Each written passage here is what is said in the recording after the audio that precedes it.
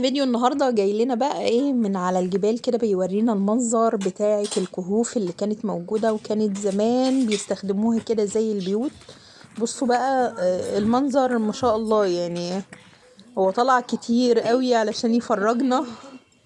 عايزاكم بقى ما تنسوش الاشتراك في القناة وتفعلوا الجرس عشان يوصلكم كل جديد. زي ما قلت لكم المناظر دي بيصورها لنا جوزي من سيوة. شجعوه بقى، شجعوه عشان يلف سيوة كلها كده ويفرجنا كده على الآثار بتاعت سيوة والأماكن السياحية اللي في سيوة، ويفرجنا على الأماكن المناظر الحلوة اللي هناك. في حاجات كتير جدا جميلة في سيوة. هو يعني بيقول حلوة قوي، يعني كزيارة وسياحة ما شاء الله جميلة. تمام. بصوا المسافة، يعني هيمشي يعني بصراحة تعب. انا تعبت له.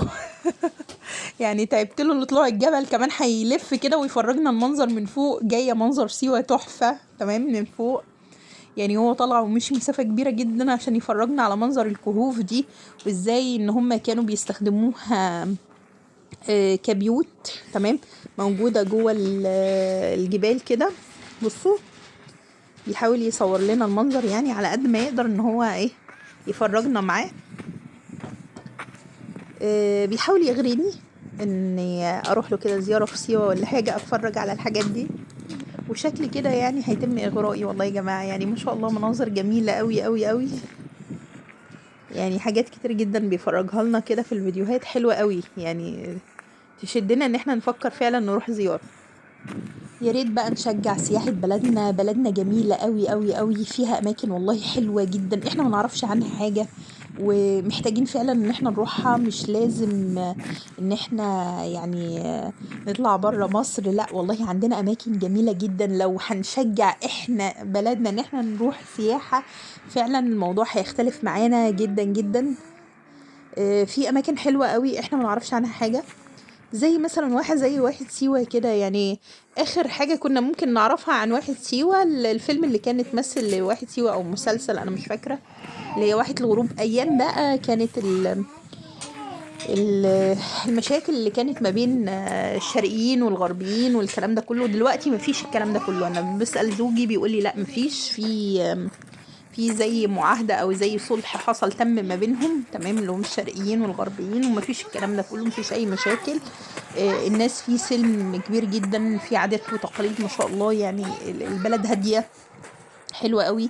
السياحة فيها اللهم بارك، بجد المناظر هناك تحفة. حاجات كتير جدا بقى جاية ان شاء الله هنشوفها مع بعض. تمام. يا رب تعجبكم. يعني عشان خاطر زوجي بقى، يا ريت بقى كومنت جميل منكم كده، وتقولوا لنا ايه رأيكم في الفيديوهات اللي هو بيصورها، وتشجعوه. تمام. تشجيع حلوة منكم.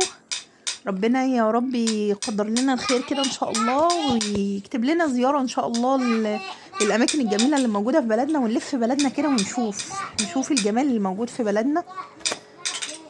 بصوا بقى هنا الصور عن قرب اهو طالعة كده فوق، وبصوا بيورينا المنظر بجد حلو والله.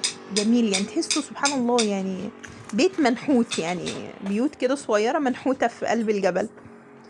حلوة جدا يعني المنظر فعلا جميل يعني. ده مش يعني عشان الناس ما تفتكرش ان ده جبل الموت. الكهوف دي في جبل عادي، مش جبل الموت. جبل الموت ان شاء الله هو هيروح لنا وهيروحوا يعني ويفرجنا عليه. جبل الموت ده اللي هو يعني كانوا اكتشفوه من قريب، فيه مقابر وكده. تمام. أثرية. لكن ده جبل عادي يعني، برضه كهوف كانت معمولة. تمام. الناس كانت بتعيش فيها زمان يعني قوي. تمام. كانوا عاملينها زي بيوت ليهم. بصوا بقى هنا هيلف، بصوا الجمال. بصوا عشان لما بقول لكم تعب والله فعلا مسافة كبيرة قوي. بص هو جاي من قلب سيوة.